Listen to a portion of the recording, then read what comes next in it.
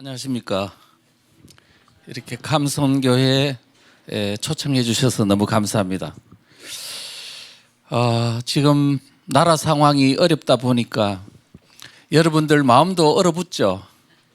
예, 지금 우리가 가장 불안한 것은 무엇이냐 하면은 위기가 어디서부터 나왔는지, 그 다음에 앞으로 이것이 어떻게 전개될 것인지, 또 해답은 무엇인지 모를 때라고 생각합니다. 그래서 오늘 제가 이 강의를 통해서 우리 여기에 있는 감성교회 우리 참여하시는 모든 분들이 현재 대한민국이 직면한 위기의 본질이 무엇이고 앞으로 어떻게 해야 될 것인지 방향을 파악하는 그런 좋은 계기가 됐으면 좋겠습니다. 제목은 대통령 탄핵과 체제전쟁이라는 주제입니다. 지금 작년 12월 3일 대통령이 비상계엄을 선포했고 그 이후에 대통령 탄핵 소추가 되고 직무정지되고 그 다음에 심지어 구속까지 되는 이런 비상시국에 직면하게 됐습니다. 그래서 우리가 지금 제가 오늘 통해서 하는 건 도대체 이 원인이 뭔가, 정세가 무엇인지 진단을 좀 해보고 우리가 지금 어떻게 하면 이거를 완전히 우리가 완성할 수 있는지, 체제가 수호될 수 있는지 이 문제를 집중적으로 살펴보도록 하겠습니다. 대통령이 비상계엄을 선포하자 많은 사람들은 이게 무슨 일이야?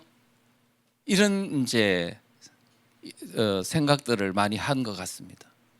그래서 비상계엄 선포한 후에 많은 사람들이 뭐냐면 이게 무슨 뜬금없는 비상계엄이냐, 지금은 전시사변도 아니고 정상적으로 자유민주주의가 잘 굴러가고 있는 것 같은데 마치 전시사변이 일어난 것처럼 군인들, 계엄군을 동원해 가지고 비상계엄을 선포한다 그러니까 사람들은 이거는 이상하다 이렇게 생각했습니다. 그런데 저는 어떻게 생각했느냐, 올 게 왔구나, 불가피하다. 지금 이 대한민국의 상황을 우리 국민들이 너무 모르고 있다는 거예요. 그런데 지금 대통령은 어떻게 이번에 비상계엄을 하면서 이 발언을 했느냐 하면 이렇게 말했습니다. 더불어민주당이 입법 독재를 통해서 국가의 사법 행정 시스템을 마비시키고 자유민주주의 체제 전복을 기도하고 있다. 그러면서 자유민주주의의 기반이 되어야 할 국회가 자유민주주의 체제를 붕괴시키는 괴물이 된 것이다. 종북 반국가 세력을 일거에 척결하고 자유헌정질서, 말하자면 자유민주적 기본질서를 지키기 위해 비상계엄을 선포했다라고 말했습니다. 지금 윤 대통령의 입장을 보면 종북 반국가 세력이 국회를 장악해가지고 지금 그 권한으로, 무소불위의 권한으로 행정부를 마비시키고 사법부를 마비시키고 정부를 지금 전복하고 나아가서는 자유민주주의 체제를 파괴하고 있다고 이렇게 말을 한 거예요. 저는 이미 이것을 저희가 국정원 직원들을 가르치는 국정원 교수로서 17년 동안 뭘 가르쳤냐면 국가 정체성 분야를 가르쳤어요. 그래서 종북 세력이 지금 대한민국을 파괴하려고 지금 서서히 모든 진지를 장악해 가고 있다. 국민들이 빨리 깨어나라. 국정원 직원들은 빨리 체제 수호를 위해서 지금 빨리 준비하라고 말을 했습니다. 그런데 아무 국민들도 공무원들도 이 위기의 실상을 이야기하지 않고 있다가 오늘 이와 같은 사태까지 이르게 된 것입니다. 이제는 대한민국이 공산화로 가는 바로 구분홍선을 넘어 마지막 대문만 열면 이제 끝장나는 상황까지 이르게 된 것입니다. 여러분들이 지금 무슨 얘기를 하는 거야 라고 말할지 몰라도 저는 이미 예고된 재난이다 이렇게 생각을 하고 있습니다. 제가 이번에 쓴 대통령 탄핵과 체제전쟁이란 책은 지금 이 사태의 본질이 무엇인지를 정확하게 진단을 하고 있고 이것을 극복하고 완전히 일거에 회복할 수 있는 또 획기적인 방안까지도 제가 이 책 속에 넣어놨습니다. 국민들이 만약에 이 짧은 기간 내에 이 책을 소화하고 이 제시한 전술에 따라 전략에 따라서 제대로만 행동해 준다면 현 정세는 극복될 수 있지만 이걸 무시하고 지금과 같은 행태로 한다면은 이것은 희망이 존재하지 않는다 이렇게 생각할 수 있습니다. 자, 이 책에서 제가 책 뒷면에 이런 글을 제가 올렸습니다. 책 내용에 있는 일부죠. 윤석열 대통령 탄핵 사태는 대한민국의 운명을 가를 것이다. 윤석열 대통령 탄핵은 하나의 정치 사건이 아니고 국가 대변혁의 서곡이다. 윤석열 대통령을 탄핵하려는 것은 윤 대통령 개인을 탄핵하는 것이 아니다. 윤석열을 지지하는 자유민주주의 세력을 탄핵하는 것이고 이는 곧 대한민국을 탄핵하는 것이다. 윤 대통령에 대한 탄핵 판결은 곧 1948년도 건국한 대한민국 역사의 종말을 의미하는 것이다. 반대로 대한민국 세력이 승리한다면 1987년 이후 대한민국의 진지를 장악하고 대한민국을 파괴해 왔던 종북 반대한민국 세력이 드디어 종말을 고하게 될 것이다. 누가 승리할 것인가? 윤석열이냐 이재명이냐? 자유민주주의냐 공산주의냐? 대한민국 세력이냐 반대한민국 세력이냐? 한미일 자유진영이냐 북중로 공산진영이냐? 자유통일이냐 적화통일이냐? 그 선택은 이번 대통령 탄핵 사태로 결말이 날 것이다. 대한민국 앞에 운명의 시간이 다가오고 있다. 이렇게 썼습니다. 지금 이 정의는 정확합니다. 김진홍 목사님 이하 많은 어떤 나름대로 사상을 아시는 분도 정확하게 보고는 이게 맞다라고 이야기를 했습니다. 지금 위기를 극복하려면 이 현재 우리 앞에 닥쳐온 위기의 본질을 인정할 때 극복이 가능하지 아닐 거야. 저 사람이 거짓말을 할 거야 라고 외면하면 방법은 존재하지 않습니다. 암이 걸렸으면 암이라는 걸 인정할 때 암을 고치는 방법이 나오는 것이지 나 암이 아니야. 그러면 백약이 무효다. 이렇게 말할 수 있습니다. 지금 대한민국은요. 반공적 자유민주주의 체제를 무너뜨리려고 하는 세력, 공산주의 세력과 그다음에 반공적 자유민주주의를 무너뜨리려 하는 공산주의 세력과 반공적 자유민주주의 체제를 수호하려는 세력 간에 지금 치열한 전쟁, 내전, 사상전쟁, 체제전쟁이 벌어지고 있습니다. 지금 내전입니다. 내전. 여러분들은 6.25 때 무기를 들고 서로 막 남침해가지고 총뿌리를 겨누고 피를 흘리는 것만 전쟁이라고 생각하세요? 지금은 그런 전쟁이 아닌 조용한 상태에서 총성이 없는 전쟁에 의해서 대한민국을 공산화시킨다면 그게 훨씬 더 효과적이지 않나요?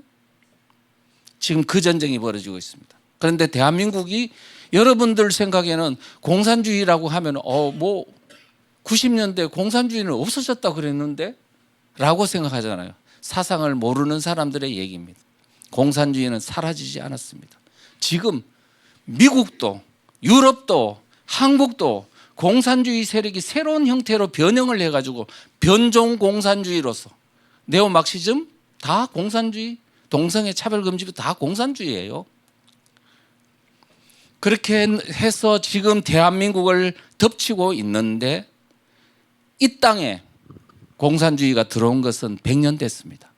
그래서 공산주의와 반공 세력 간의 전쟁, 체제 전쟁은 100년 됐다 해서 100년 전쟁이라고도 합니다.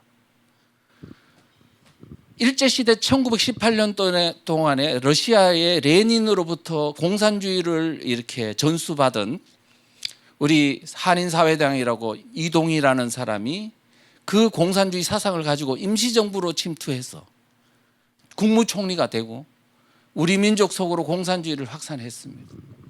해방이 된 후에는 어떤 나라를 만드느냐를 두고 치열한 체제전쟁이, 건국전쟁이 벌어졌어요.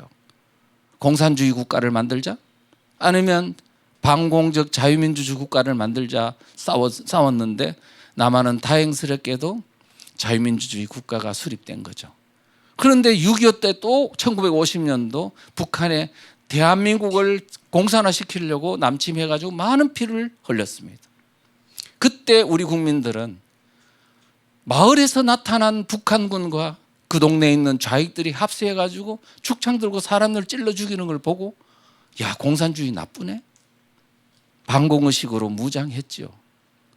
그렇게 해서 그 반공의식의 기반 위에 이제 고도 성장을 하게 됐고 오늘날 세계 경제 6대 선진국이 할 만큼 성장을 했는데 1980년대 대학가에서 성장한 주사파들, 김일성을 수령님으로 모시는 그 주사파들이 등장을 하게 됐고 90년도 들어와서 이들이 이제 사회 속으로 곳곳에 진출했습니다.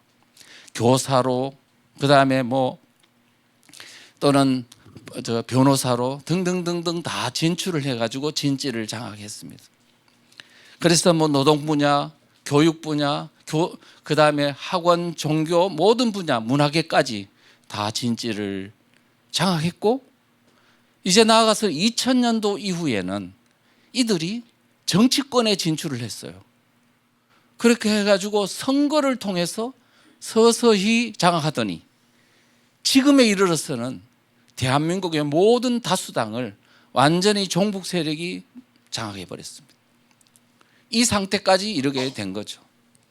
그래서 지금 이 대한민국의 현재 직면하고 있는 내전, 체제전쟁은 오랫동안 공산주의 세력이 자기들을 진보라고 민주라고 평화, 인권, 온갖 미사역으로 포장을 한 그 양의 탈을 쓴 늑대들이 대한민국을 점점점 국민을 속여가지고 결국은 뭐냐면 완전히 선거를 통해서 모든 주도권을 다 장악해버리고 대통령을 이제 완전히 공격해가지고 목줄을 따려고 하다가 대통령이 이제는 안 돼 그러면서 이렇게 이 사태에 이르게 된 것입니다.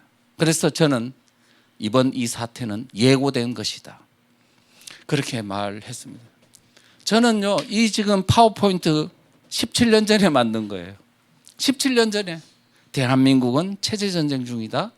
공산주의냐 자유민주주의냐, 반대한민국 세력이냐 대한민국 세력이냐의 체제전쟁이라고 그러면서 줄다리기로 이 체제전쟁을 묘사를 했습니다. 지금 이런 전쟁이니 빨리 자유민주주의를 지키려는 사람은 다 나서라 했는데 안 나서는 거예요. 아무도. 이 사람이 지금 무슨 소리 하는 거야. 체제전쟁이라니 자유민주주의가 잘 지켜지고 있는데 무슨 소리를 하는 거야. 이렇게 생각했습니다. 문재인 정권 초기에 제가 이런 그림을 도표를 그렸습니다. 오늘날 이 위기가 온 것은 뭐냐면 자유민주주의 체제를 좋아하는 사람이 80%나 되지만은 그렇지만은 자유민주주의를 즐기는 대상으로만 생각했지 이 체제가 지금 위기를 닥치고 있는데 지키려는 사람은 없다. 이것 때문에 오늘 대한민국은 결국은 공산주의 세력에 의해서 무너질 수밖에 없다라고 말했습니다. 그러면서 그림을 보세요. 좌파 정치 세력이 이미 벌써 입법부를 장악한 정치 세력이 줄을 당기고 북한이 배후에서 또 줄을 당기고 중국이 또 지금 그것도 가세해가지고 대한민국의 공산화를 위해서 또 줄을 당기고 민노총, 정교조와 같은 또는 신문방송이 이미 장악당해가지고 지금 모두가 자유민주주의를 허물고 공산체제로 가려고 이렇게 줄을 집요하게 당기는데 지금 자유민주주의를 좋아하는 사람들은 뭐하냐 그랬더니 다들 뭐냐면 나는 몰라야. 지금 무슨 일이야? 이들이 당기는 것 자체를 모르는 거예요. 누가 하겠지? 정부가 하는 거 아니야? 지금 대통령 자신도 지금 구속당하는 걸 보세요. 대통령이 할 수 있는 일이 있는가? 이제 남은 것은 국민밖에 없는데 지금까지 국민들이 뭐 했냐 이거예요. 체제 위기 왔다고 이야기를 해도 일어나지가 않는 거예요. 교회여 깨어나라 해도 안 깨어나는 거예요. 다 몰라야. 알고 싶지 않아.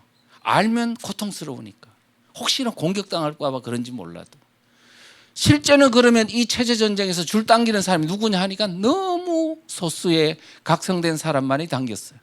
군대에 나온 어떤 제대 군인들이나 또는 뭐 공무원 출신이나 아니면은 또 6.25 전쟁 때 피해를 본 가족들이나 그 다음에 또 아는 일부 교인들이나 이런 분들이 나와가지고 다 대부분 나이가 많으신 연세 드신 분들이 나와서 안 돼, 안 돼 그러면서 이렇게 외친 겁니다. 그걸 향해서 국민들은 뭐라고 했냐면 수구 꼴통이다, 극우다 이런 프레임을 씌워가지고 아무도 동참하지 않았습니다. 제가 문재인 정부를 겪으면 이걸 이야기하면서 그렇습니다. 대한민국 자유민주주의 체제 지켜질 수 있을까요? 지금 이 체제 전쟁, 체제 줄다리기에서 좌익들 지금 공산화로 가려고 하는 세력들은 저렇게 많이 다 당기는데 자유민주주의를 지키려는 사람은 아무도 안 당기는 이 상황에서 얼마까지 이 대한민국이 버틸 수 있겠냐고 말했어요. 그런데 어떻습니까 지금? 이제 대통령이 탄핵된 이후에 국민들이 이게 뭐야 그래가지고 지금 나타난 거예요. 너무 늦은 거예요. 너무. 자, 윤 대통령이 비상계엄을 선포한 불가피한 사유. 제가 아까 그랬죠. 예고된 것이라고. 지금 이것은 대통령이 그나마 이거를 그냥 묻어두지 않고 지금 대한민국 처한 상황이 너무 위험하다고 사실은 대통령이요 그냥 적당하게 그냥 임기 마치면 자기도 좋잖아요. 이런 사태가 구속되는 사태가 있었겠어요? 그런데 지금 보니까 대통령은 워낙 정보를 많이 갖고 있잖아요. 보니까 보통 문제가 아닌 거야. 국민들 앞에 대한민국 앞에 닥치고 있는 이 체제 위기가 너무나 엄중해서 이거는 도저히 자기를 희생해서라도 국민들한테 알리지 않으면 안 되겠다 해가지고 지금 이런 어떤 일종의 정말 정치적 도박이라고 하는 이런 어떤 것을 하게 된 것입니다. 그런데 지금 우리가 윤석열 대통령이 왜 이와 같은 이 비상계엄을 하게 됐는지 그거를 알려면은 여러분들이 뭐라 하냐 정치권 내에 어떻게 해서 국회의 종북 세력이 장악하게 됐는지를 알아야 돼요. 거기에는 북한과 종북 세력의 연합작전이 있었던 거예요. 바로 북한의 손아귀에 대한민국의 정치권이 완전히 이렇게 된 겁니다. 자, 그걸 이제 간단하게만 설명하면요. 북한이 김대중 정부 2000년도에 남북 정상회담을 하고 이제는 햇볕 정책이라는 이름으로 이제 남북 교류가 될 때 많은 국민들은 이제 사상적으로 완전히 마음을 내려놨습니다. 이제 평화의 시대가 왔는 모양이다. 그때 북한이 뭐냐? 이제 이런 분위기 아래서 우리는 선거를 통해서 정권을 잡아야 되겠다. 대한민국을 공산화시켜야 되겠다. 적화통일해야 되겠다 생각을 하고 뭘 만드냐면 이제는 그냥 막 투쟁만 할 게 아니고 광장에서 이제는 정당 속으로 들어가라고 지령을 내려요. 그게 2001년도 3월 달에 북한이 민노당을 장악하라. 그때 신생정당인 민노당 속으로 들어가라고 지령을 내렸습니다. 그리고 나서 그 지령이 있고 나서 몇 달 뒤에 2001년도 9월 달에 종북 세력의 대표자들이 충북 괴산에 가면 군자산이라는 산이 있는데 거기에 있는 보람원 수련원이라는 곳에서 자기들이 회합을 했습니다. 회합한 내용은 뭐냐면 이거예요. 우리가 민노당으로 들어가서 3년 안에 당권을 장악하겠다. PD계열이 만든 민노당을 NL 주사파들이 가서 그 당권을 뺏어오겠다는 겁니다. 3년 안에 당권 장악하겠다. 이 정당을 발전시켜서 10년 안에 정권 잡겠다. 10년 안에 정권 잡겠다 하면 언제를 말하느냐 하면 2012년도 대통령 선거입니다. 그때 자기들이 정권 잡겠다. 그리고 북한하고 연방제로 적화통일하겠다. 이 꿈을 결의했습니다. 그런데 이게 실현이 됐을까 안 됐을까 하면 거의 됐어요. 어떻게 된 거냐 하면 3년 안에 진짜 당권을 장악했습니다. 2004년도가 3년인데 그때 민노당이 국회의원을 10명이나 당선시켰다니까요. 당권을 장악하고 그다음에 그 정당을 발전시켜서 어떻게 됐냐 하면 종북 세력 중에서도 종북 세력인 경기동부연합 이석기, 그 사람이 민노당의 당권을 2006년도에 장악했습니다. 북한의 1심이라는 간첩단이 거기서 측면 지원을 해가지고, 그리고 나서 2012년 총선 대선에 이제 이르렀습니다. 그 당시에 뭐냐면 인천 중심으로 활동하던 왕재산이라는 간첩단이 있었는데 북한이 지령을 내렸어요. 이번 2012년 총선 대선은 이런 전략으로 임해라. 그러면서 우선은 뭐냐면 민노당을 좀 이게 작으니까 통합진보당이라는 더 큰 종북정당을 만들어라 했고, 그 다음에 민주당하고 야권 연대를 해가지고 공동정부를 구성하라고 지령을 내렸던 겁니다. 그 지령에 따라서 2012년도 총선 때 바로 야권 연대 결성식을 했어요. 그렇게 해가지고 단일 후보 내세우는 식으로 해서 선거를 딱 해봤더니 통진당, 이석기가 장악한 종북정당인 통진당이 국회의원 13명, 국민 지지율 10.3%를 얻었습니다. 10.3%. 통진당이 10.3% 얻고 민주당은 거의 새누리당, 박근혜 후보를 앞세운 새누리당보다 문재인을 앞세운 이 정당이 오히려 더 이길 것 같은 분위기였어요. 그런데 10.3% 있는 통진당이 가세를 해가 표를 몰아주면 어떻게 되는 거죠? 이석기와 문재인의 공동정부가 되는 거죠. 그러면 주도권은 누가 잡나? 이석기가 잡는 거죠. 그러면 배후에는 이 모든 정권을 창출한 배후 조직이 누구예요? 북한이잖아요. 그렇게 해서 대한민국이 끝장날 뻔했어요. 그런데 어떤 정말 다행스럽게도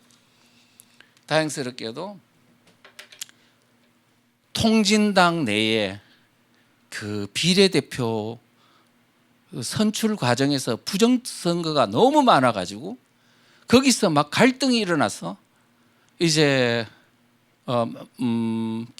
일산에 가면 킨텍스라는 거기서 막 그냥 난투극이 벌어지고, 또 그러면서 언론의 모든 어떤 통진당 내부에 있는 문제들이 노출이 됐습니다. 아이고, 과거에 1심의 간첩단하고 연결돼 있네, 왕재산 간첩단하고 연결돼 있네, 옛날에 민혁당하고 연결돼 있네. 이 실체가 다 드러나면서 지지율이 2% 3%까지 떨어지면서 이게 야권연대가 깨져가 겨우 2012년 12월 달 대선에서 박근혜 후보가 겨우 당선된 거예요. 이 정도로 이 모든 선거를 통해서 아예 정권을 잡으려 하던 1차 시도가 그때 삐끄덕 해가지고는 무산이 된 거예요. 만약 그때 성공했으면 여러분들은 지금은 김정은을 수령님으로 모셔야 되는 상황인데 겨우 벗어난 거야. 그걸 모르고 자유민주주의가 잘 지켜주는 줄 알았으니 저는 그때 살 맛이 안 났어요. 이걸 다 알고 있기 때문에. 국민들은 물론이고 교회는 물론이고 심지어는 공무원들도 군인들도 국정원 직원들도 모르는 거예요. 얼마나 제가 그거를 강의를 했는지 모르겠어요. 종북 세력이 지금 위험하다, 지금 대한민국의 자유민주체제가 무너지고 있다 말을 했습니다. 어쨌든 그렇게 해서 이제 됐는데요. 그런데 2013년도가 들어가서 이석기가 국회의원이 된 거야. 국회의원이 돼가지고 뭘 했냐면 김정은이가 남침을 하려고 하니까 그 사람이 이석기 밑에 있는 지하혁명 조직원들을 다 불러 모아놓고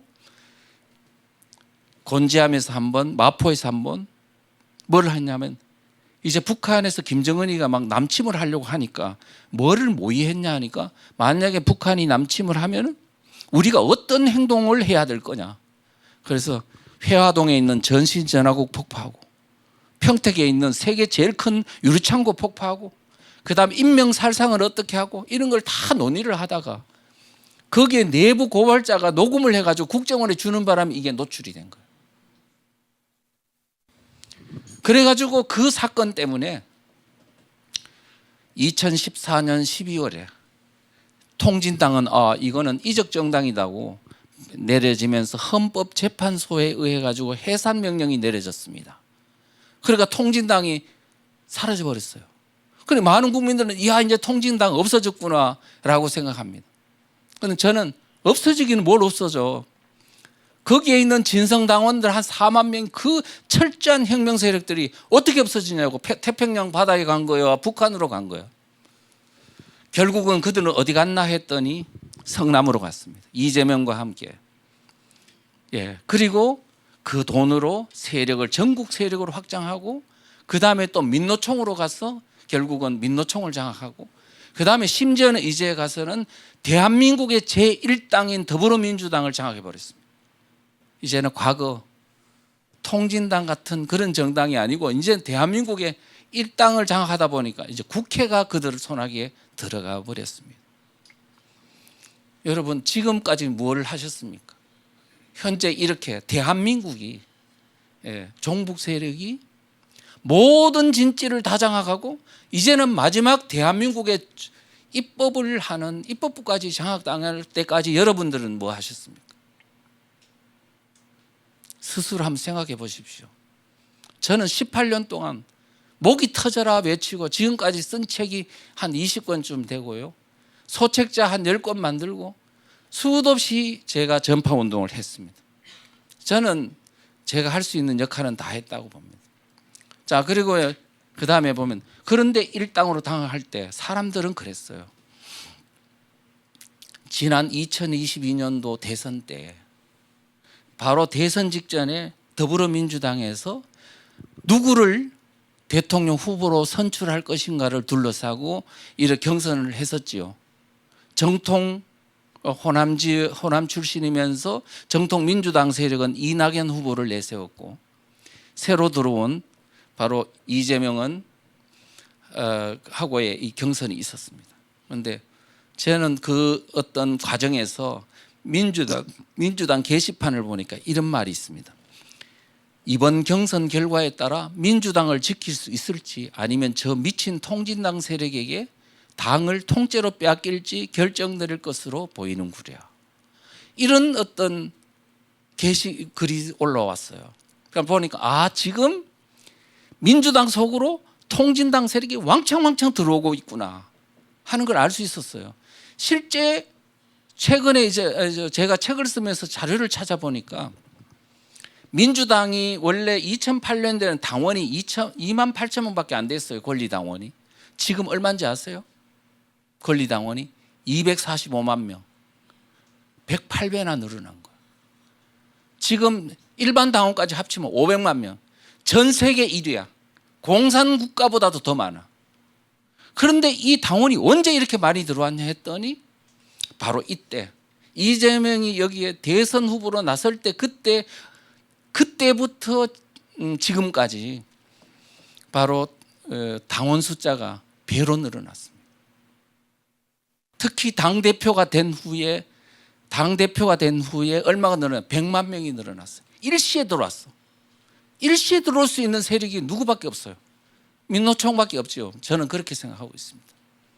지금 여러분이 지금 이와 같은 입법부를 장악하는 그 과정이 여러분들 눈에는 안 보이지만은 물밑에서 이와 같은 어마어마한 일들이 있었다는 것을 아셔야 된다. 그렇게 해서 들어보니까 이제는 더 옛날의 민주당이 아니게 된 거죠. 옛날에 정통 이런 민주당이 아니고 완전히 이제 종북 정당화가 되는데 거기에 뭐냐면은 이제 문재인 세력도 종북 세력이에요. 자생적 종북 세력, 80년대 전대협 세력이 주축이라면 이재명과 함께 들어온 세력은 90년대의 종북 세력인 한총련, 그 다음에 경기동부연합, 이석기 그룹 같은 사람들이 주도된 세력들이 이제 당에 들어왔어요. 정통 민주당 세력은 이낙연은 이번 총선을 앞두고 다 쫓겨났습니다. 도저히 견딜 수가 없었어. 쫓겨나고 이제는 두 세력이 남았는데 친문 세력과 친명 세력. 그랬는데 이번 총선 공천을 통해 가지고 완전히 친명 세력이 공천을 다 일색화했습니다. 이제는 친명 세력에도 도전하다가는 다 뭐냐면은 공천 탈락되거나 아니면 철저히 복종하는 사람들만 살려줬습니다.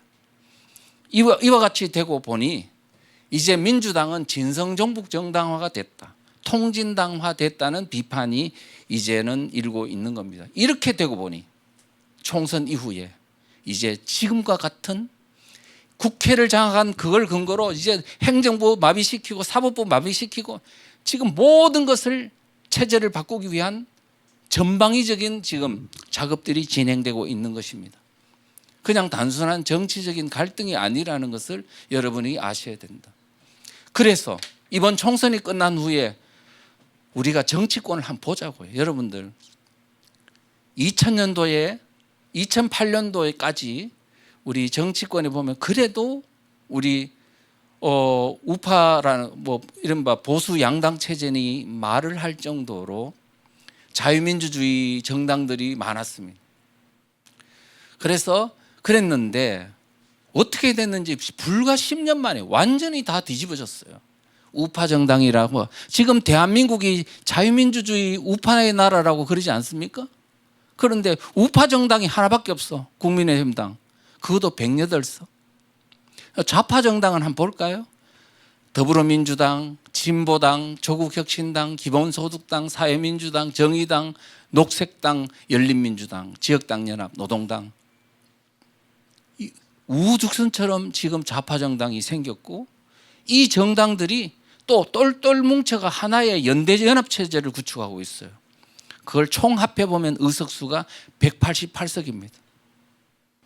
여러분 국민의힘당은 하나의 정당인데도 대통령 탄핵을 둘러싸고 막 갈라지는데 이 사람들은 188석이고 여러 정당들이 연합했는데도 불구하고 대통령 탄핵하는데 한 표도 이탈자가 없었어요.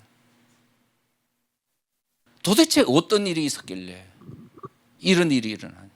이거는 그래서 제가 이들의 연대연합 관계는 오랫동안 진행된 것이고 이번 총선 전에 다 그렇게 준비된 것이라는 것을 제가 총선 전에 누누이 강의를 통해서 강조했습니다. 자, 이 정도로 그러면 지금 우리 대통령이 비상계엄을 한 후에 많은 더불어민주당이나 좌파 언론이나 이런 데서 뭐라 그랬습니까? 비상계엄은 내란이다. 윤석열 대통령은 내란 수괴다. 윤석열을 도우는 사람은 내란 공범이라고 막 몰아치기 시작했어요. 그래서 완전히 쫄았죠.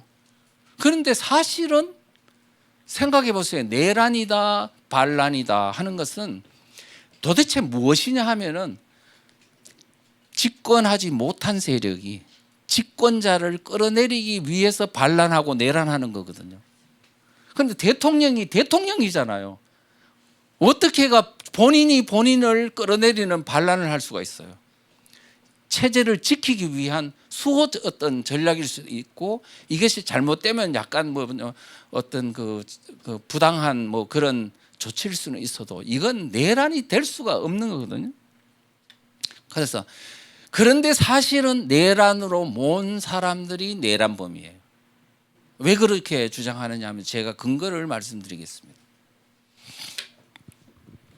공산주의는요 원래부터 혁명하려고 만든 이데올로기가 공산주의입니다. 그렇지 않습니까? 공산주의는 프롤레타리아 노동자 농민들을 다 뭐냐면 선전선동해가지고 조직화해서 이거를 혁명을 해가지고 정권을 탈취하기 위해서 한 게 뭐냐면 공산주의예요. 그래서 지금 우리 아까 요 사진에도 보다시피 2015년도 국장 교과서 반대 시위를 할 때 여고생 하나가 나와서 뭐라 그랬냐면 지금 자기는 프롤레타리아 계급이라고 말하면서 대한민국은 이 사회적 구조적 모순이 너무 많았어. 이거를 정상화시키려면 뭐밖에 없다? 프롤레타리아 레볼루션, 공산혁명밖에 없다고 말했어요. 체제를 뒤집어 엎겠다고 주장했어요. 이 여고생이. 그거 보니까 이미 공산주의라는 사상 자체는 혁명을 하기 위한 이데올로기구나. 이렇게 우리는 인식해야 됩니다. 그 다음에 옆에 보면은 박근혜 대통령을 끌어내리던 바로 촛불 광풍이 일어나던 그 시청 앞에서요, 중고생이 앞장서서 혁명정권 세워내자. 혁명정권 세우자 그랬어요. 이것이 바로 반란이고 내란인 겁니다. 박근혜 정권이 등장했을 때 거기에 보면 아까 이제 말했다시피요, 그때 저는 그 2차 촛불 시인데요, 제가 그때 잠 한숨도 못 잤습니다. 청와대를 둘러싸고 민노총부터 완전히 에워싸더니 진짜 하이에나 같더라고요. 어슬렁어슬렁 거리더니 그 경찰들의 어떤 포위망을 뚫고 있잖아요. 가장 약한 고리를 치고 딱 들어가서 청와대 담을 넘는 순간에 혁명이 성공한 거예요. 혁명이 성공하면 어떻게 되냐? 대한민국의 지금 법 체계가 다 무효야. 그래 되면은 이제는 법도 없고 이제는 모든 것이 혁명 세력이 주도하는 대로 끌고 가는 완전히 그냥 무정부 상태가 되는 거죠. 그런 일이 일어날 뻔했다고요. 실제 박원순이가 그때 11월 3일 날 바로 이 2차 촛불 시위 일어나기 한 이틀 전에 뭐라고 말했냐면, 대통령을 퇴진시키고 정부를 해체하고 초헌법 기구인 비상시국회의를 만들어 가지고 지금 새로운 나라를 만들자 했어요. 만약에 이거에 가동이 됐으면 여러분 무법천지가 돼가지고 죽창 들고 저 멋대로 세상을 다시 만드는 사태가 벌어졌을 거예요. 여러분, 혁명을 하는 세력들입니다. 그들은. 여러분들은 그런 거를 지금 대한민국이 지금 법치주의가 유지되는 줄 알아요. 지금 완전히 다 파괴돼가지고 종족도 없이 지금 완전히 무너진 상태입니다. 정부를 믿습니까?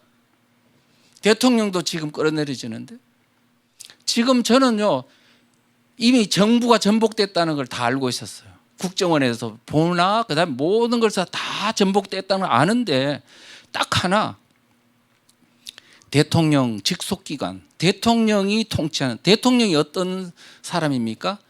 국가 원수이기도 하지만은 행정부 수반 아닙니까?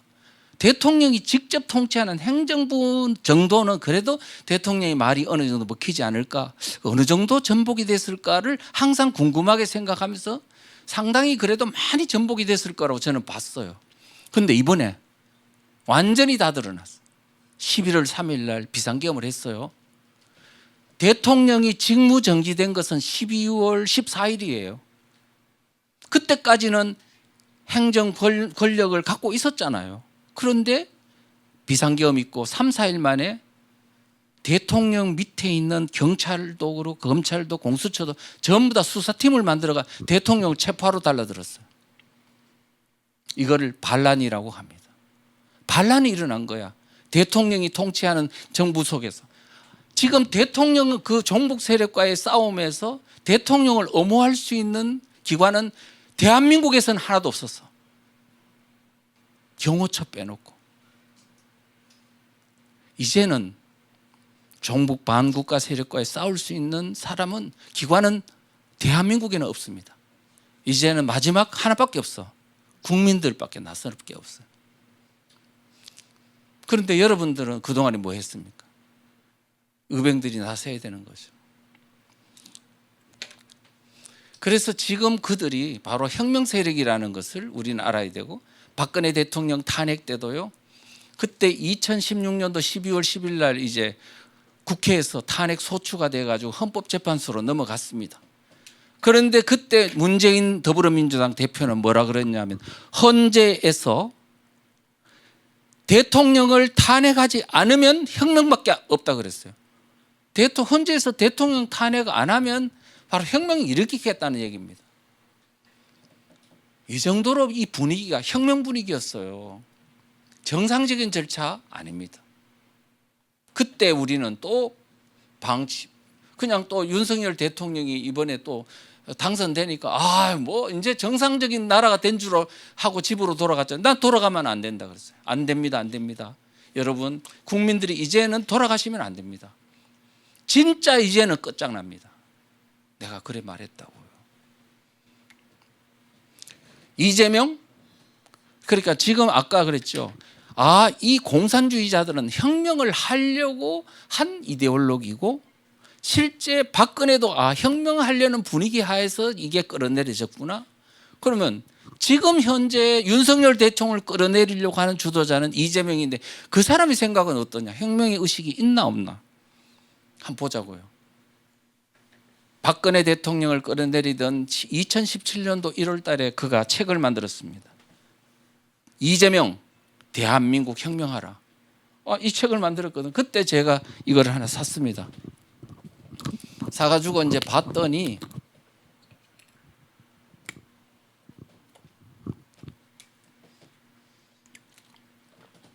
그 안에 그가 어떤 나라를 만들려고 하는지가 잘 나와 있더라고요. 반대한민국 사상을 갖고 있습니다. 대한민국 정부 수립은 정부 수립 단계에서부터 첫 단추를 잘못 끼웠다. 대한민국이 태어나서는 안 될 나라라는 뜻입니다. 그 다음에 1948년 8월 15일 건국됐는데 그 건국일이라고 주장하는 것은 잘못된 것이다. 그러면 그래 놓고 자기가 스스로 어떤 나라를 만들어야 하는가라고 질문을 해놓고 해방 후에 우리가 합의했던 민주공화국의 가치가 살아 숨쉬는 나라를 만들자. 해방 후에 우리가 합의했던 민주공화국이 뭔지 알아요? 미군이 들어오기 전에, 미군이 언제 들어왔냐면 1945년도 9월 6일 날 선발대가 들어오고 8일 날 본대가 들어왔거든요. 바로 6일 날 미군이 들어오는 걸 알고 박헌영이 조선공산당이 뭘 만들었냐면 조선인민공화국을 만들었어요. 그런 단체를 만들었어. 그러니까 미군이 들어온 걸 알고 먼저 정부가 있었다는 모양을 갖추려고 조선인민공화국을 만들고 그 산하에 전부 다 도인민위원회, 군인민위원회, 동인민위원회를 만들었어요. 행정 서비스를 했어요. 그런데 미군이 들어와서 그걸 다 행정권을 회수를 했죠. 바로 그거.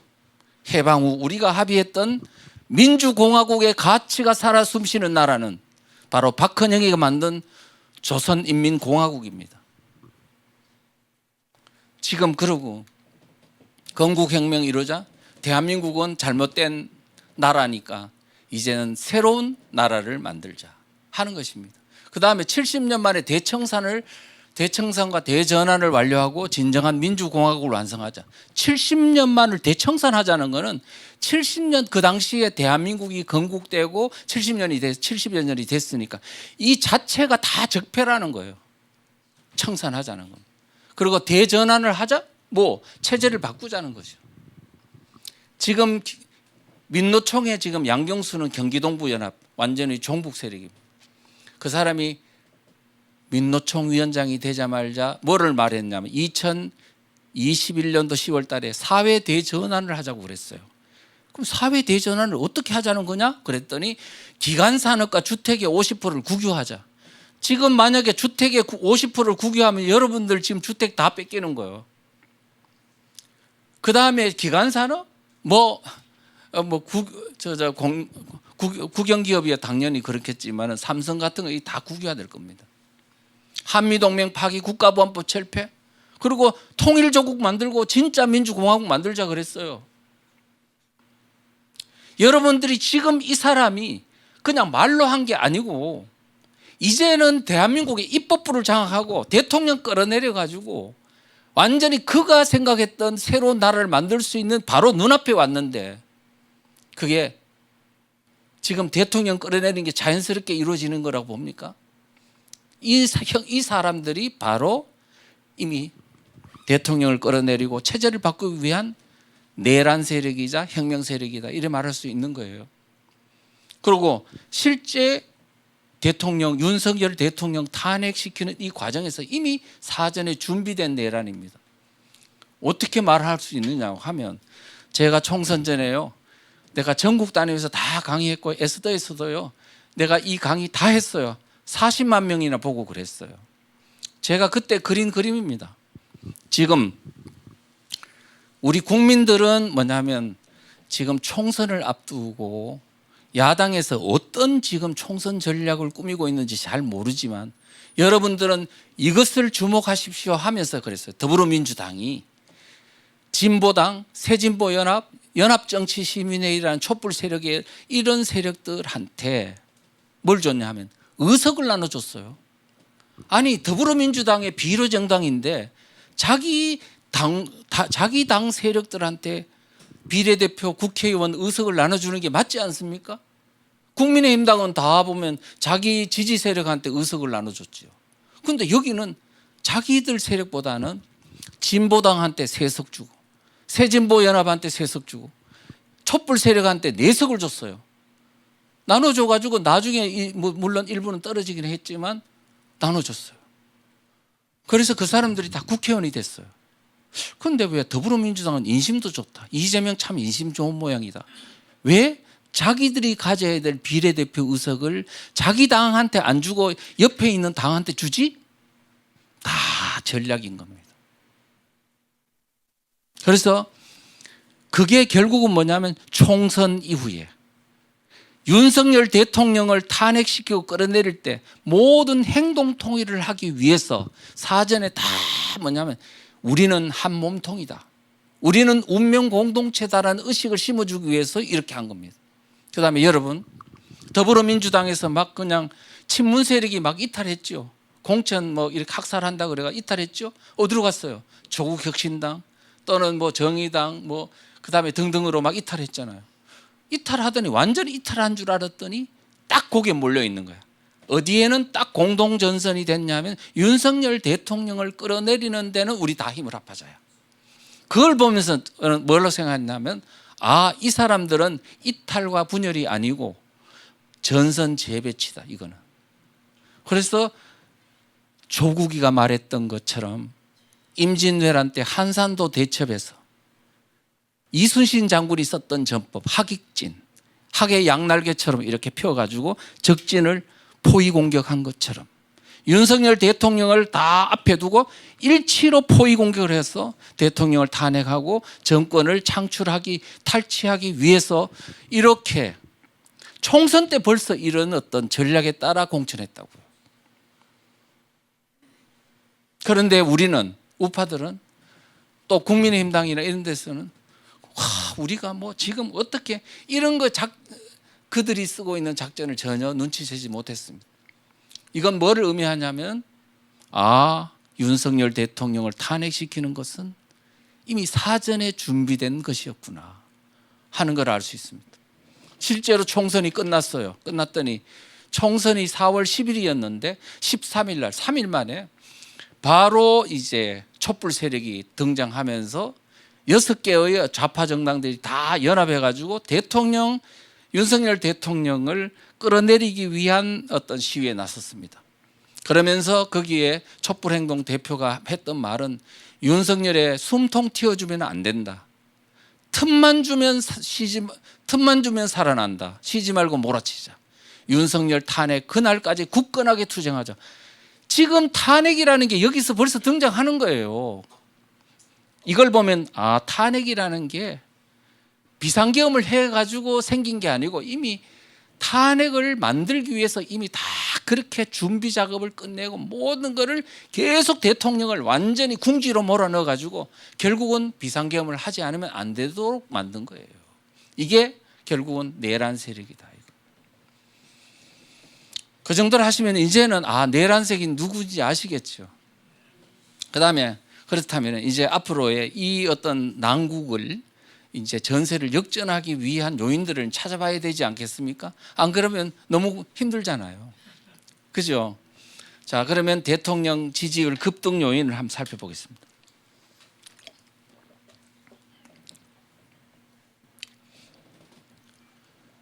윤석열 대통령이 비상계엄을 한 후에 아니 왜 뜬금없이 비상계엄을 하냐? 미친 거 아니냐?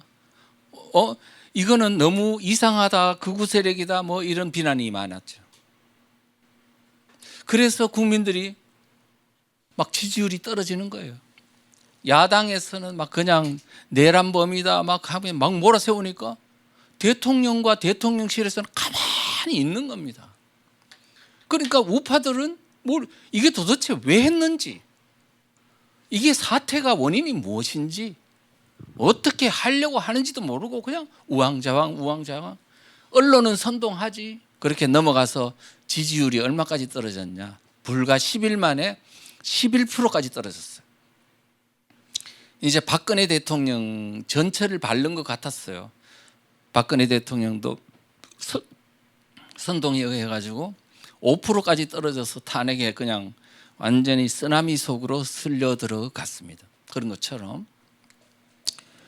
그랬는데 12월 12일 날 국민 담화를 발표했습니다.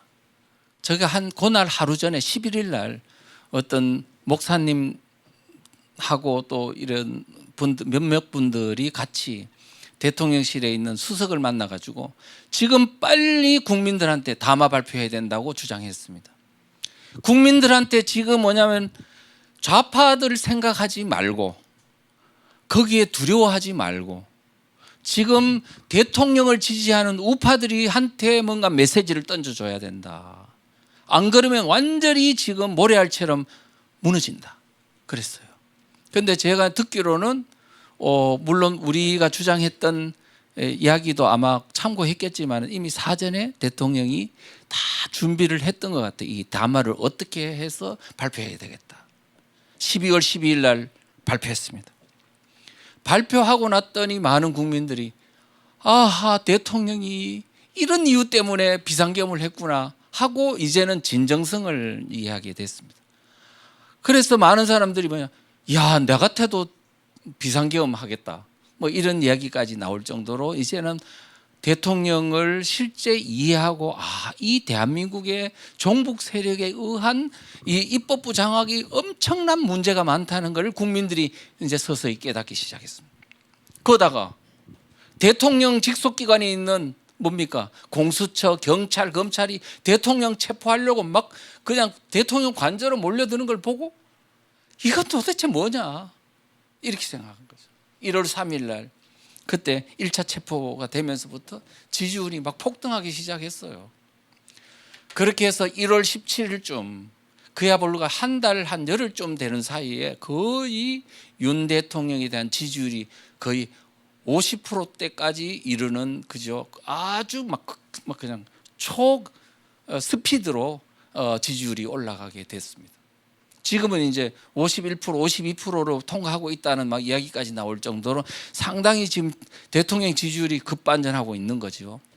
그런데 여기서 도대체 어떻게 지금까지 뭐 이런 문제 있으면은 우파들, 보수를 자칭하는 사람들이 한 30%는 항상 좀 경고했는데, 근데 50%가 갑자기 올라간 이유가 뭘까? 봤더니 2030 세대들이 갑자기 막 뛰쳐나온 거야. 그러다가 전라도까지 막 뛰쳐나왔습니다.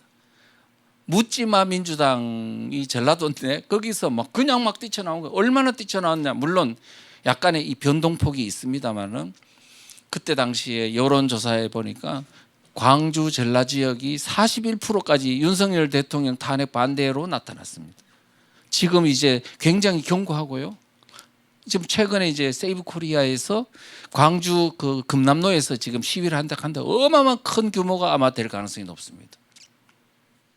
그래서 지금 이런 급반전이 일어나는데 우리는 여기서 주목해야 될 것은 왜 그렇게 안 나오던 2030, 이렇게 안 오르던 이런 우파 지지 세력이 이렇게 50%를 통과하는 기적이 일어나고 있는가. 우리가 이 원인을 분석하지 않으면 앞으로 우리가 여기서 해결책을 못 찾아내는 겁니다. 왜냐하면은 대통령이 예를 들면 뭐 탄핵이 인용이 되든 기각이 되든 어떤 사태가 벌어지면 그거 안 되겠네 그러면서 다시 옛날로 돌아갈 수도 있으니까 지금 이 원인을 찾고 우리가 어떻게 여기에 이 지금 전세를 완전히 더 한층 더 높일 수 있는 방안이 뭔지를 바로 이 원인 분석을 통해 찾아내야 된다는 겁니다. 바로 그 해답은 저는 대통령의 비상계엄에 딱 숨어 있는 전략 전술에 있다고 봅니다. 자, 뭐냐 하면은요. 첫째, 윤 대통령은 지금 이번 사태를 통해서요 몇 가지 전략 전술을 선포를 했습니다. 하나는 뭐냐면은 내가 왜 비상계엄을 했냐 하면은 체제 전복을 노리는 반국가 세력으로부터 자유민주주의를 지키기 위해서 했다는 거예요. 지금 뭐냐 하면은 그 말 속에는 지금 대한민국이 체제 전쟁이라는 것을 말한 겁니다. 국민들한테. 부도덕한 세력으로부터의 도전이 아니고 반체제 세력, 반국가 세력으로부터의 지금 자유민주주의가 위협받고 있다는 것을 대통령이 말한 거지. 그다음 두 번째는 뭐냐면 이 체제 전쟁이라면 누구와 누구의 전쟁이냐 하면 바로 종북 반국가 세력으로부터 지금 공격당하고 있다는 거예요. 그래서 우리의 적은 누구라고요? 종북 세력이라고, 종북 반국가 세력이라고. 이거를 명확하게 정의해 준 겁니다. 그래서 지금 우리가 나서야 될 사람들은 누구냐 하면 대한민국이 종북 반국가 세력으로부터 자유민주주의를 지켜야 된다고 생각하는 사람들은 다 나서라, 이런 얘기가 되는 거예요. 그다음에 세 번째는 전쟁에서는 항상 중요한 것은 전선을 나누는 게 중요합니다. 피아, 우군이냐 적군이냐를 잘 분별해 줘야 돼요. 만약에 피아 구분을 안 하고 막 싸우면은 아군을 막 칼로 찔러버리는 거예요. 우리가 지금 우파들이 다 그런 혼동을 지금 7, 8년 동안 계속 했는데도 하나도 시정이 안 되고 있어요. 대통령이 그걸 딱 나눠줬어요. 뭐라고 했냐면 종북 반국가 세력이란 말 속에는 적은 종북 반국가 세력, 반대한민국 세력이고 그다음에 우군은 대한민국 세력인 거죠. 자유민주주의를 긍정하는 대한민국 세력은 다 하나로 뭉쳐. 그다음에 저 적들은 종북 반대한민국 세력이야. 그러니까 지금 우리 전선을 대한민국 세력과 반대한민국 세력으로 싹 나눈 겁니다. 6.25 전쟁 때 낙동 전선 아시죠? 전선을 포항에서부터 다부동으로 해서 마산으로 이르는 이 전선을 딱 꺼놓고 북쪽은 북한군, 남쪽은 대한민국 국군과 유엔군, 딱 전선을 나눠놓고 싸웠기 때문에 우리가 안전 거예요. 만약에 전선 없이 막 그냥 닥치는 대로 찔러 그러면 막 그냥 골목 전투가 다 일어나서 우리가 그냥 순식간에 공산화 됐을 겁니다. 우리는 전선을 나누는 게 굉장히 중요한데 대통령은 이번에 전선을 나눴습니까? 대한민국 세력과 반대한민국 세력으로 나눴기 때문에 우리가 같이 모여서 투쟁할 수 있는 겁니다. 자, 그렇게 말씀을 드리고요. 그러면 우리는 어떻게 해야 될 것이냐? 대한민국 세력, 대한민국을 긍정하는 세력을 어떻게 완성할 것인가에 대한 것을 이제 살펴봐야 될 것이다. 지금 대통령이 말했던 것처럼 대한민국이 종북 반국가 세력으로부터 우리가 자유민주주의를 지키기 위해서는 전략이 필요한데 바로 대한민국 세력과 반대한민국 세력, 바로 대세와 반대세라는 이 프레임을 모든 국민들이 다 공유하자. 지금 그렇게 말씀드리겠습니다. 그래서 왜 대한민국 세력과 반대한민국 세력이란 프레임이 뭐가 좋은 건데? 물으면 무지무지하게 좋은 것이다. 자, 왜냐하면 여러분들이 지금까지 사상 진영을 어떻게 나눴습니까? 보수, 진보, 보수, 중도, 진보. 맞습니까? 그 다음에 우파, 중도, 진보. 그렇게 썼습니까? 지금 이렇게 쓰면 안 된다는 거야. 왜 안 되느냐? 진보라는 말은요, 공산주의자들이 원래 쓰는 용어인데 그게 좋은 줄 알고 청년들이 다 들어가 있었거든. 그 다음에 보수는 수구 꼴통이니까 또 실어가지고 중도에 한 50% 되는 많은 2030 세대들이 중도에 떡 들어가 있었어요. 이거는 통합이 불가능해요. 이렇게 나눈 전선으로는 안 된다. 우파 좌파도 마찬가지예요. 우파라고 하는 사람들도요, 국민 여론조사를 해보면 당신은 우파요, 중도요, 좌파요 물어보면 우파 한 30%밖에 안 나와요. 왜? 극우 세력이란 프레임 때문에 30%밖에 안 나와요. 자, 진보, 중도, 보수로 나누면 또 보수라는 사람은 몇 프로 나오냐 여론조사하면 또 그것도 30% 밑이에요. 그런데 그 30%를 가지고 전투를 해가 이길 수 있겠냐고요. 안 되지. 그러니까 뭐냐면은 이제 대한민국 세력이냐 반대한민국 세력이냐 이걸로 딱 여론조사를 해보잖아요. 내가 대학생들 대상으로 물어봤어요. 대한민국 세력 손들어. 그랬더니 다 들어버려. 그 다음에 반대한민국 세력 손들어. 안 들어. 자, 그런데 진보라고 생각하는 사람 손들어. 그랬더니 60%가 들더라고요. 10여 년 전에 대학생들이. 그 다음에 보수 손들어. 그랬더니 10%밖에 안 들어요. 이렇게 우리에게 불리한 프레임 가지고 지금까지 선거하고 여론조사하고 이래 왔다 이거야. 이제는 이거 다 치워버리자 이거야. 보수도 안 돼. 30% 가지고 어떻게 나라 지키냐고요.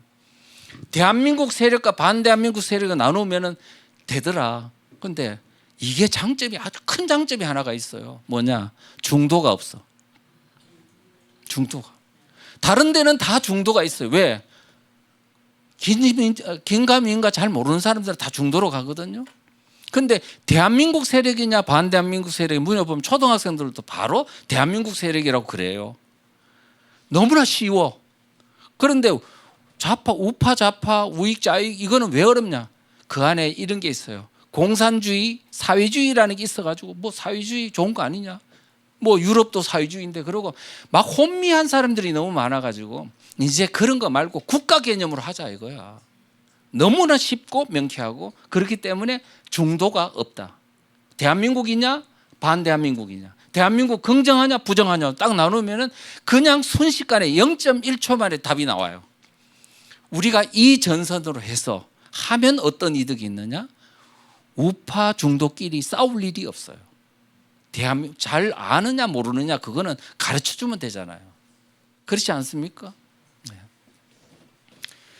지금 뭐냐면 이제 우리의 포인트는 뭐냐면은 적을 공격하는 건데 적은 대한민국 세력과 반대한민국 세력 나눴으면 대한민국 세력이 어디 포인트를 두고 공격해야 되는지를 알아야 되는 거예요. 어디에 공격해야 되느냐? 예, 더불어민주당의 종북 문제를 공격해야 된다. 포인트가 그거예요. 그게 급소라는 거예요. 자유일보라고 있죠. 거기서 한 논설이 이런 게 있더라고요. 국민의힘 문제가 무능력이라면 민주당의 고질병은 정체성 위기다. 윤석열 대통령부터가 이 문제에 대해서는 단호하다. 이 문제에 대한 시각이 바로잡히기 시작하면 예, 민주당은 치명타를 입게 된다. 정당 해산 사유이기 때문이다. 종북 정당이면 해산 사유잖아요. 통진당처럼. 그래서 민주당 정체성 문제는 언제 폭발할지 알 수 없다. 한번 터지면 민주당은 회복 불가능하다. 지금 그렇게 저는 생각합니다. 지금 민주당이 이미 과거에 통진당 세력이 지금 민주당으로 들어가서 지금 대한민국을 지금 완전히 적화하고 있는데 그 사상적 본질을 타격해서 계속 때리면 언젠가는 국민들이 다 알게 되면 그 정당은 이제는 살아남을 수가 없습니다. 지금 지지율이 낮아지는 게 아니고 완전히 폭망입니다. 폭망. 이렇게 만들어 가야 되지 않겠나? 누가 만들어 가야 되겠습니까? 국민 여론이 만들어 가야 되는 거지. 교회가 해야 되지 않겠습니까? 그런데 왜 정치 이야기를 하면 안 된다고 전부 다 교회에 숨는 겁니까? 정교분리 돼요 안 돼요? 안 된다니까요. 교회가 지금 이게 공산화되고 하면 교회는요 존재할 수가 없어요. 그런데 왜 교회가 그 많은 800만 명이나 되는 교인들이 전부 다 동성애 반대, 차별금지법 반대하고 거기만 몰려 있냐고요. 자유민주주의 뚝이 다 무너지고 있는데 나서야 되지 않겠습니까? 이제는 나서야 합니다. 제가 교회가 나설 때라는 책도 썼는데 안 보더라고. 안 봐. 자, 그렇습니다. 그래서 이제는 더불어민주당의 가장 취약점이 바로 사상인데 지금 우리는 그것을 공격해야 됩니다. 기피하면 안 됩니다. 바로 그렇게 말씀을 드리고요. 그 다음에 제가 이야기를 하나 할게요. 사상 문제를 공격하면 정치적으로나 여러 가지 특히 국민의힘당 쪽에서는 지금까지 아이고 종북 사상 공격하다가 역공 맞으면은 선거에 혹시 피해 보는 거 아니야? 이런 생각들이 두려움이 있거든요. 절대로 그렇지 않다. 종북 성향을 근데 침소봉대를 해서 잘못 막 왜곡해서 과장하면 안 되지만 있는 사실을 그대로 국민한테 알리는 것은 이거는 무지무지하게 효과적이다는 것을 내가 증명을 했습니다. 언제 했냐? 2012년도 그 초에 있잖아요. 제가 그때 당시에 국정원에 이제 교수를 했으니까 국방부에서 내보고 강의를 좀 해달라고 그랬어요. 예, 그렇게 했더니 강의를 했더니 제목이 뭐냐? 종북 세력과 위기의 대한민국.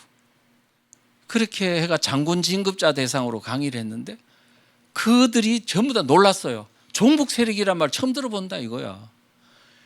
그 종북이란 말을 사실은 국민들이 몰랐어요. 제가 그때 2008년도에 쓴 책 반대세의 비밀이라는 책에서 처음으로 그 민노당 내에 스스로 자기들끼리 싸우면서 나오는 종북이라는 용어를 제가 책에 딱 써가지고 그를 종북 세력이라는 용어를 써야 된다 그래가지고 그때부터 지금 온 국민들이 지금 다 알게 된 겁니다. 그래서 종북 이야기를 딱 했더니 못 들어봤대. 그런데 내용을 들어보니 너무나 심각한 그런 내용이거든요. 그래서 이제 거기에서 들었던 국방부에서 이거를 우리 정훈 장교들한테 다 한번 들려주자 해가지고요. 정훈 장교 집체 교육을 했어요. 집체 교육을 한 4개월간 10번에 걸쳐서 했는데 제가 성심성의껏 이야기를 했습니다. 근데 정훈 장교들이 마음이 움직였어. 이렇게 심각할 줄 몰랐다면서. 제가 강의안도 주고 책자도 주고 다 하면서 했더니 나중에 국방부에 강의하러 가봤더니 이 정훈 장교들이 내가 준 자료와 논리를 가지고 자기 부하 예하 사단 내에 뭐 GP까지 다니면서 강의를 얼마나 열심히 해놨는지 완전히 군이 다 바뀌어 있더라고요. 지휘부에서도 이천 그때 부회장 저는 국정원 지분 신분을 안 밝히고 현대사상연구회 부회장이라는 이름으로 이제 활동을 했는데 그때 이제 이천 부회장 강의 한번 들어보자 해가 김관진 장관이 결재해서 제가 이제 갔습니다. 그래서 육군본부 800명, 공군본부, 해군본부, 1작전사 포스타 부대 다 하고 3스타 부대, 2스타 사단들, 여단들까지 강의를 했어요. 얼마나 인기 강사였는지 한 많이 들을 때는 뭐 9,000명, 3,000명, 2,000명 막 그냥 폭풍이 일어났습니다. 그런데 그게 한 4개월 정도 하고 말았어요. 저는 그랬는데 어떤 결과가 나왔는지 한번 보자고요. 제가 다시 볼게요. 이거 이제 보여주세요. 4월 달에 총선이 있었는데요. 이게 그때 조갑재 월간조선에 있는 편집장이 이런 기사를 썼습니다. 뭐라고 했냐면 요사이 군부대를 방문해 보면 종북 세력에 대한 장교단의 자세가 살기등등함을 느끼게 낸다. 김관진 장관처럼 이렇게 빠른 시간 내에 이렇게 큰 조직에 이렇게 많은 변화를 가져온 이도 드물 것이다. 김관진 장관 있을 때였으니까 엄청난 변화가 일어난 거죠. 그런데 김관진 장관이 잘하는 일 하나는 정훈 교육, 특히 종북 세력을 주적으로 규정, 집중 교육시킨 것이다. 이렇게 말했어요. 얼마나 변화가 심했는지 아시겠죠? 그랬는데 이게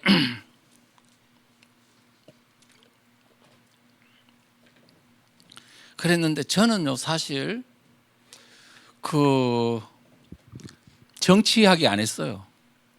선거 이야기는 더더구나 안 했어요. 뭐만 했다? 종북 세력의 실체만 이야기했다. 대한민국 앞에 다가오고 있는 그들의 실체를 이야기했을 뿐이에요. 그런데 4월 11일 날 총선이 있었는데 총선이 어떻게 됐는지 한번 보자고요. 새누리당이 4월 11일 총선에서 역전승한 데는 새누리당이 역전승을 했네요.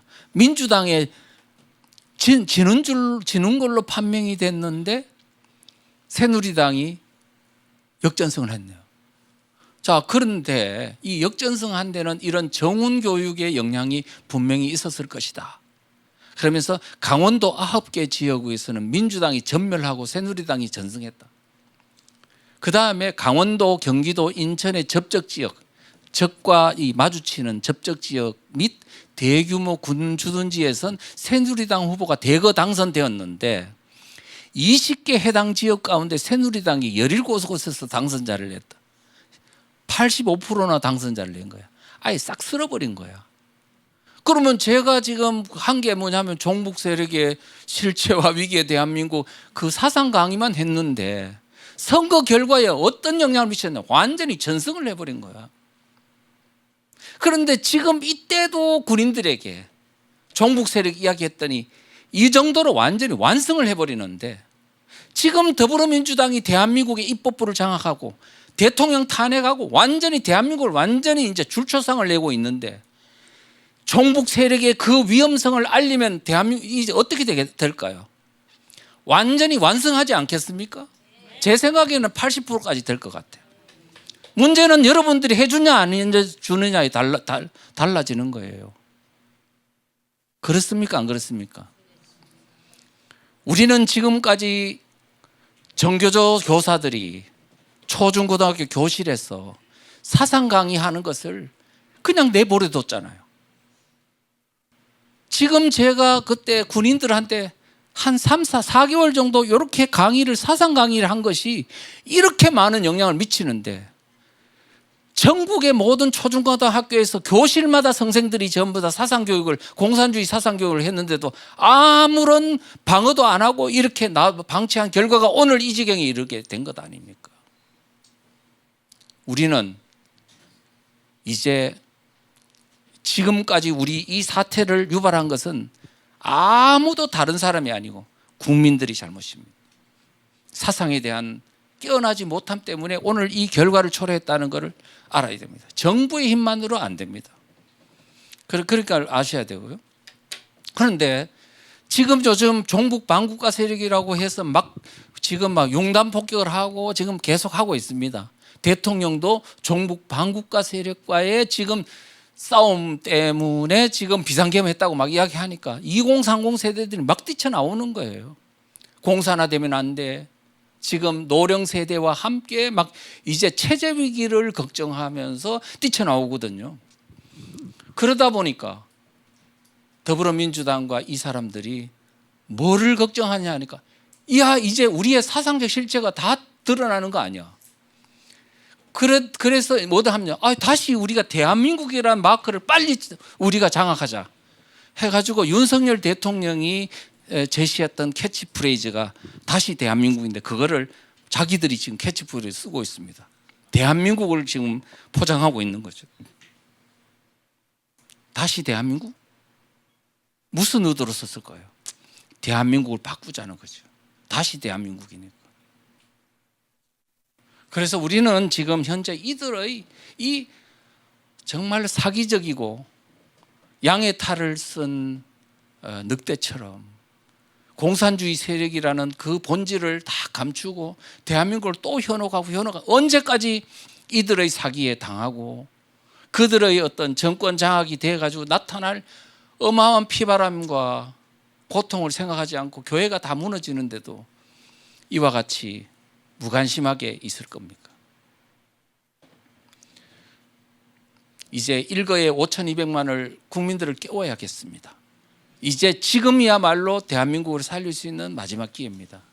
여러분, 6.25 전쟁 때요, 국민들이 왜 반공의식으로 무장됐는지 알아요? 북한군이 오고 마을을 장악하고 3개월 동안 북한이 통치를 했어요. 물론 경상도 일원은 제외하고. 그때 우리 대한민국 국민들이 그동안에 얼마나 공산주의에 대해서 낭만적으로 대했는지 몰라요.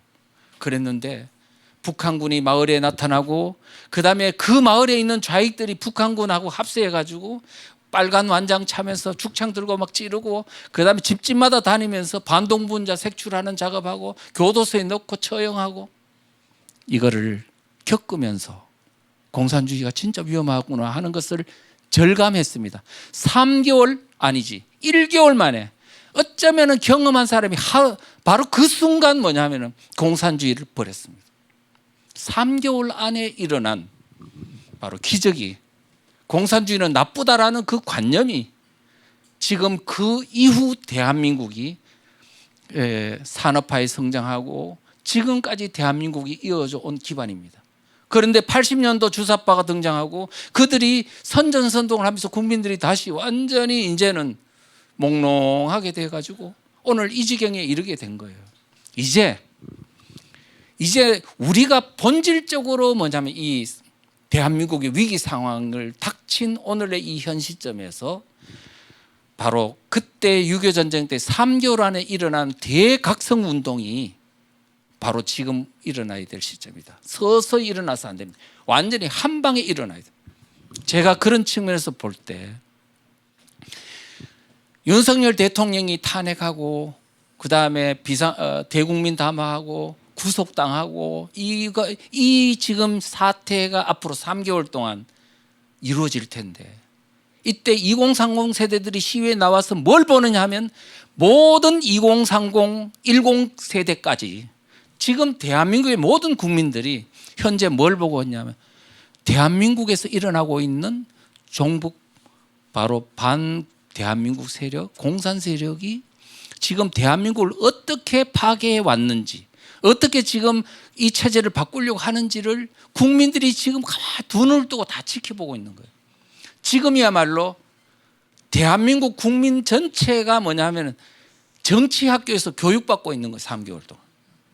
여기서 만약에 20, 30 세대들과 10 세대들과 이런 사람들이 이제 제대로 된 사상 교육을 받고 앞으로 대한민국을 이끌어 간다면 앞으로는 창창하다. 그런데 문제는 현재 이 난국을 우선은 뭐냐면 체제를 지켜줘야 그것이 가능하니까. 그래서 우리는 지금 총력 대응을 해야 된다. 그런 말씀을 드립니다. 어떻게 할 거냐.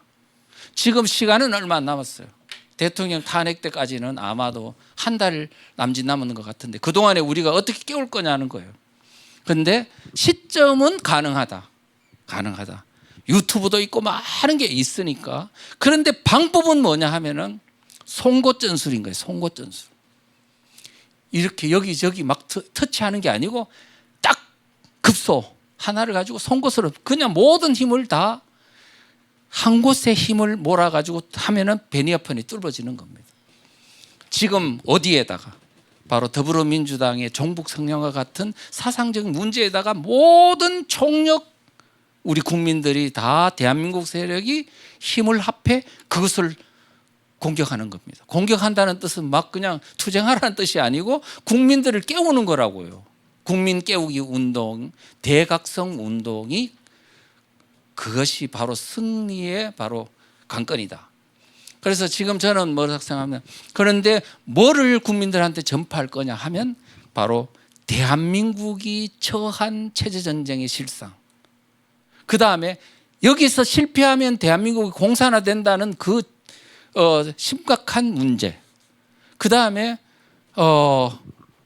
그 내용들을 간단 명료 단순 명쾌한 스토리로 구성해서 이거를 대중들한테 계속 전파하는 겁니다. 전파하는 방법은 뭐냐?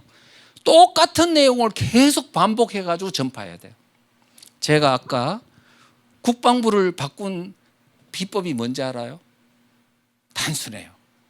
똑같은 내용을 반복한 겁니다. 제가 100회를 강의했는데 육군본부에서 했던 강의 또 정훈장교들 했던 강의 예하 말단 부대에 강의했던 얘기가 제목이 똑같아요.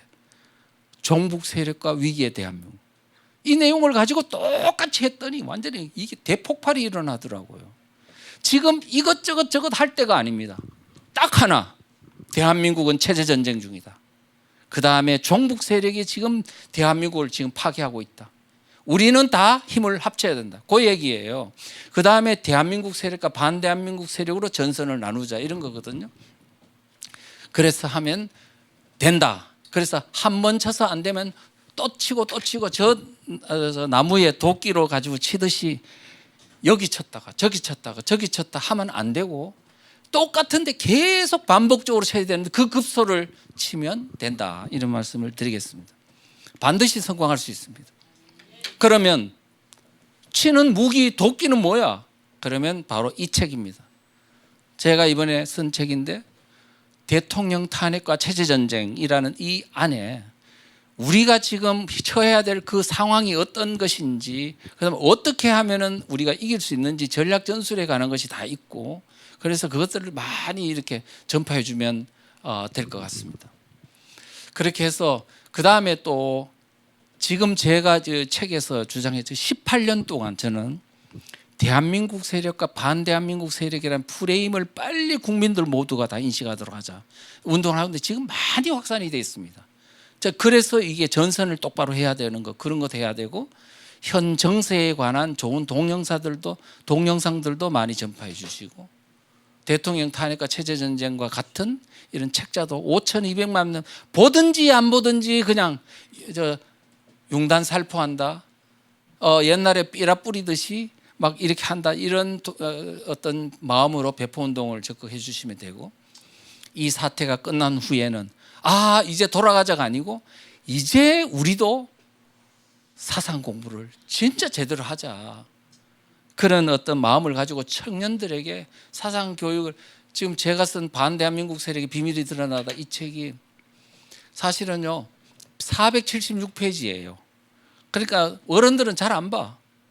그래가지고 하루에 뭐 한 몇 권씩 나갈까 말까 했는데 2030 세대들이 막 등장해가지고 공부를 시작하니까요, 하루에 120권도 나가고 100권도 나가고 50권도 나가고 막 그냥 읽는 거예요. 이 한 권만 보면 대한민국의 지금 모든 현상이 거기에 다 들어 있습니다.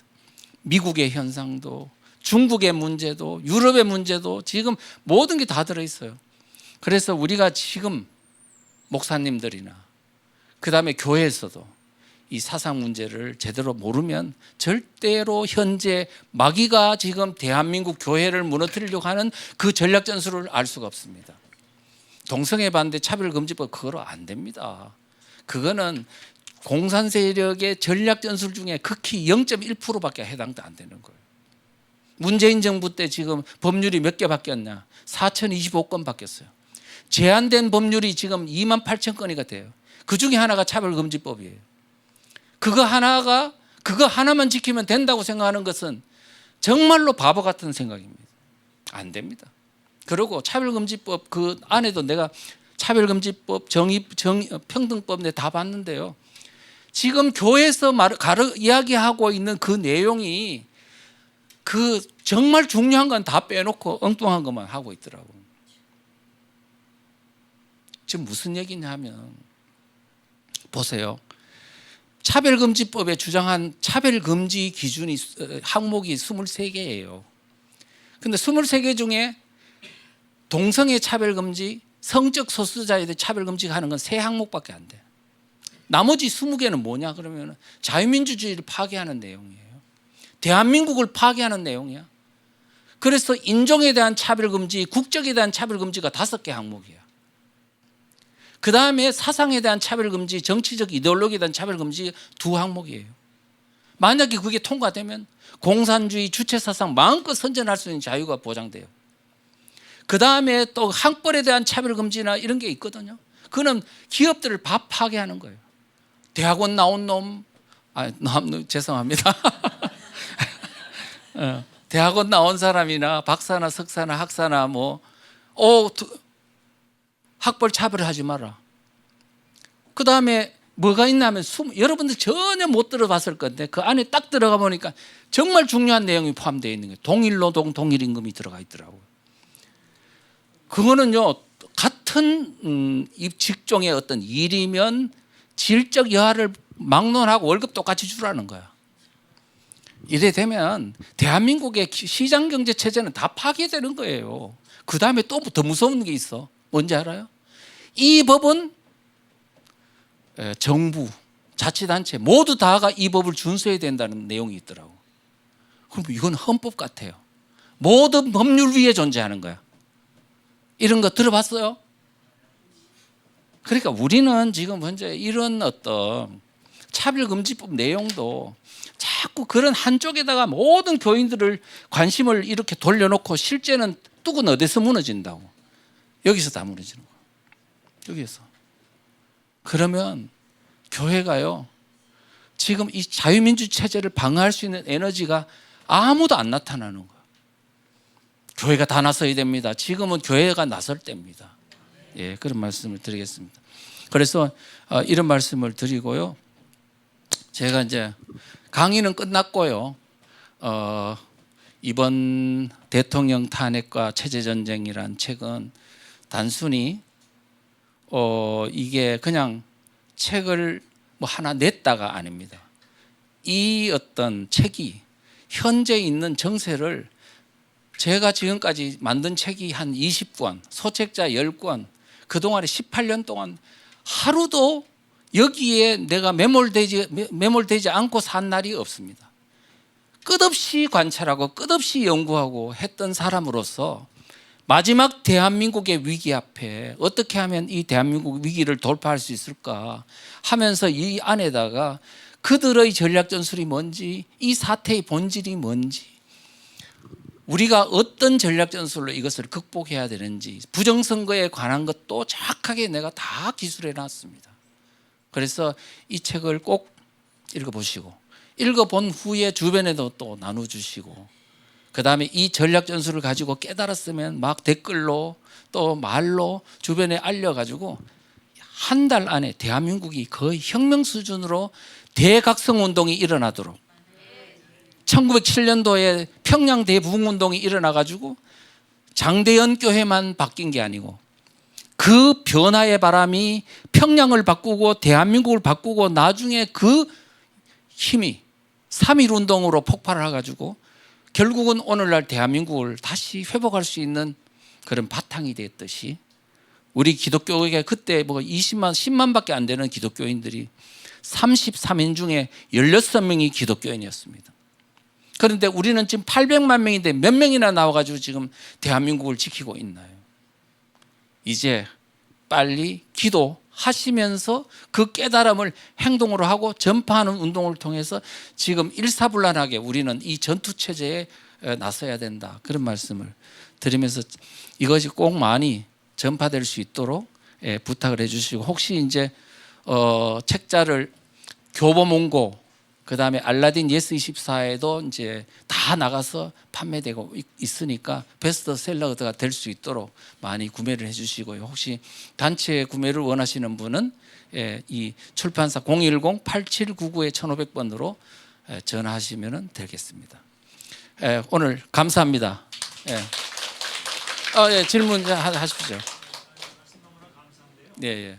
혹시 그 지금 중국 세력이 들어와서 네. 이런 농단을 하고 있다. 네. 그거에 대해서 그거에 대해서 시간 많이 제가 좀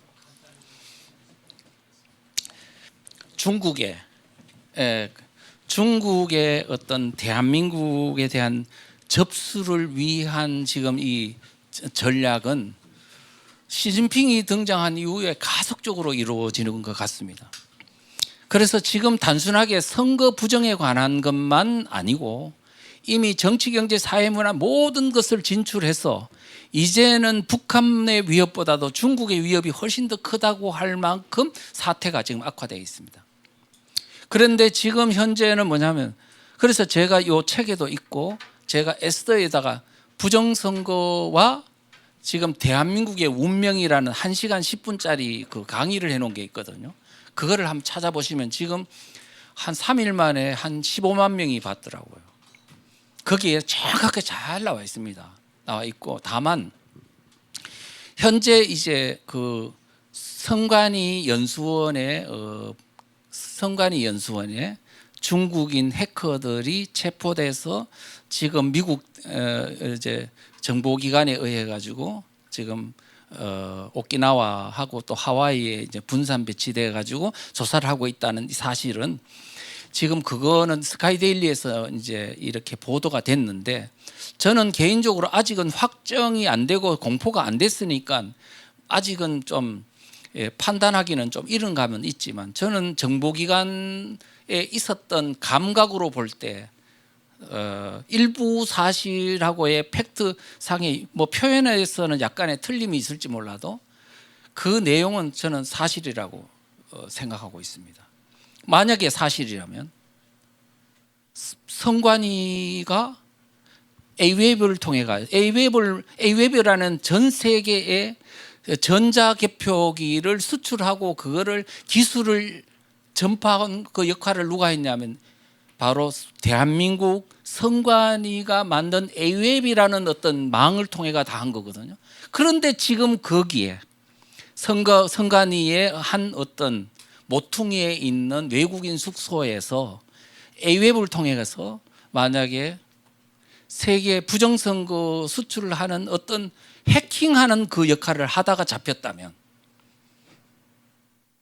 지금 중국이 대한민국 선거를 이렇게 뒤집는 그 역할뿐만 아니고 전 세계 중국의 패권, 말하자면 정치적 1대1로 아니면 전 세계 중국 공산화를 수출하는 하나의 그 도구로서 대한민국 선관위가 지금 앞잡이 또는 악역을 지금 담당하는 역할을 했다. 이래 되면 지금 단순히 대한민국의 선거 부정에 의한 뭐 그런 자유민주주의 파괴 문제를 넘어 전 세계 국제 범죄화의 어떤 주역으로서 지금 악역을 하고 있는 게 셈이 되는 겁니다.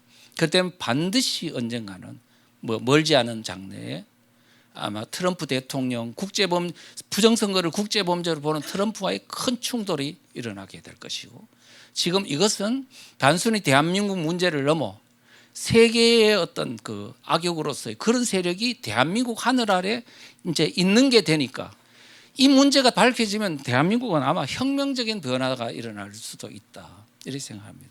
그러니까 자세한 거는 그 영상을 보시고요. 다만 우리가 지금 질문하시는 분도 그렇겠지, 뭘 생각하냐면 혹시 빨리 지금 뭔가 미국이 좀 조치해 주지 않냐 하는 기대잖아요. 그러면 우리는 지금 뭐냐면 항상 대한민국이 일제로부터 해방해 준 것도 미국이고, 그 다음에 대한민국을 건국해 준 것도 미국이고, 6.25 전쟁 났을 때 피를 흘려준 것도 미국이고, 그 다음에 지금 한미동맹을 주한미군을 주둔시켜서 지금 북한 막아주는 거 미국이고, 그러다 보니까 이게 의타심이 생겨가지고요, 자기 할 일은 안 하고 국민 깨우는 일을 안 하고 전부 다 미국만 쳐다보는 거예요. 지금까지. 이거 빨리 해소하지 않으면, 의타심 빨리 버리고 우리가 선진국으로서 자유민주주의를 수혜만 누리려고 하는 게 아니고 이제 대한민국 우리 후손들을 위해서라도 우리가 스스로 자유를 지키려면은 자유를 지키는 자만이 자유를 누릴 자격이 있다는 이런 생각을 가지고 이제는 헌신봉사하고 국가를 위한 체제 수호를 위한 일에도 자기 희생을 하는 국민들이 될 때 후손들이 그걸 보고 그 다음에 우리가 이 세계 위협 가운데서 이 나라를 견고한 나라로 만들 수 있지. 이런 의타심만 가진 나라는요 반드시 무너집니다. 진짜 반드시. 아무리 트럼프 대통령 우트럼프라도 안 됩니다. 이거는. 그래서 지금은 우리가 스스로 일어날 때다, 이런 말씀을 드리겠습니다. 예.